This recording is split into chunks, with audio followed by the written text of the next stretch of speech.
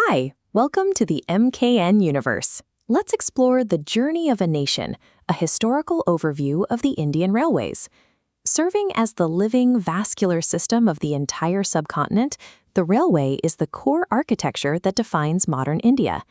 This 170-year timeline traces a continuous line of engineering, starting from colonial-era steam engines and reaching the indigenously built semi-high-speed trains of today. To understand this transformation, we are analyzing the network's growth across four distinct technological and administrative eras.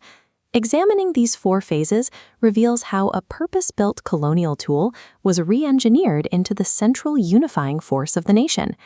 The historical baseline was established in 1832 with a proposal in Madras for a railway intended strictly for industrial infrastructure. In 1837, the Red Hills Railway became India's first operational line, using a rotary steam locomotive to haul laterite stone for road construction.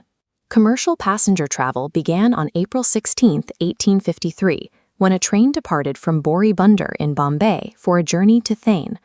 This initial 34-kilometer run carried 400 guests across 14 carriages, hauled by 3 steam locomotives named Sahib, Sindh, and Sultan.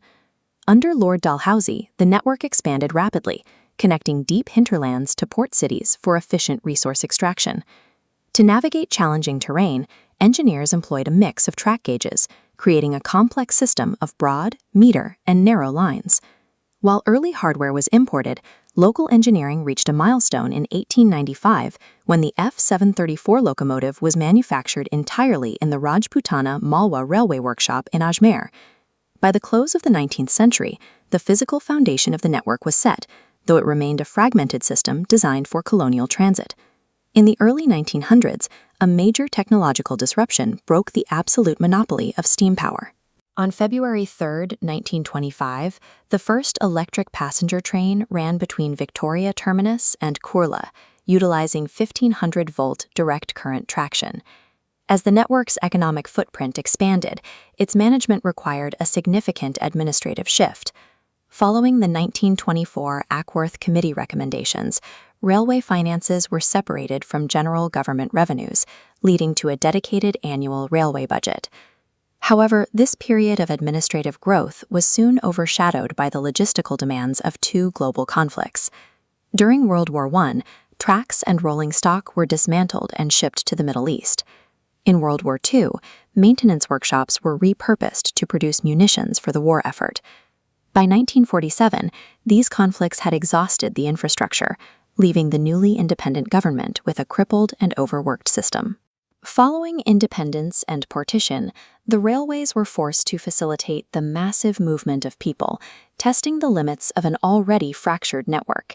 In 1951, the Indian government inherited 42 separate railway systems, many owned by princely states or private entities. The government nationalized these 42 fragments, amalgamating them into a single state-owned enterprise, organized into 6 regional zones for administrative efficiency. To eliminate dependence on imports, the state began a strategic drive toward manufacturing self-reliance. Massive industrial hubs were inaugurated, including the Chittaranjan Locomotive Works in 1950 and the Integral Coach Factory in 1955. This era concluded with an aggressive modernization drive in the 1980s and 90s, phasing out steam in favor of diesel engines and large-scale AC electrification. These structural changes transformed a colonial asset into a unified engine for a modern, independent state. In the 21st century, Indian Railways achieved near 100% electrification of its broad-gauge network, a feat unmatched in global scale. This paved the way for the Vande Bharat Express, indigenously built, semi-high-speed train sets designed with rapid acceleration and modern amenities. The next frontier is already under construction, a high-speed rail corridor connecting Mumbai and Ahmedabad. Utilizing advanced Japanese Shinkansen technology, this line is engineered to reach operational speeds of 320 kilometers per hour. Beyond physical speed, the network has integrated digital technology into every facet of its operation. IoT sensors on tracks and rolling stock provide real-time data, allowing engineers to predict mechanical failures before they occur. Undergear inspections are now assisted by the USTAAD droid, a robot using high-definition cameras and AI to identify faults in real time. Passenger management has also shifted to the digital grid, with AI-enabled CCTV for crowd control and the IRCTC portal handling millions of daily transactions. Today, this continental-scale infrastructure functions as a predictive, AI-driven data network. Operating over 68,000 kilometers of route length, the Indian Railways is currently the fourth largest national system in the world. It moves nearly 24 million passengers every single day, a figure equivalent to transporting the entire population of Australia every 24 hours. Economically, it hauls over 1.5 billion tons of freight annually, powering industries across the entire subcontinent. Even with this massive industrial scale, the system's deep historical engineering is recognized globally. The mountain lines, including the Darjeeling Himalayan Railway, hold UNESCO World Heritage status for their engineering brilliance in difficult terrain. This heritage status also covers the Kalka-Shimla Railway, the Nilgiri Mountain Railway, and the architectural masterpiece of the Chhatrapati Shivaji Maharaj Terminus in Mumbai. The Indian Railways remains the nation's great equalizer, an evolving technological system that knits diverse cultures and geographies into a single functioning state.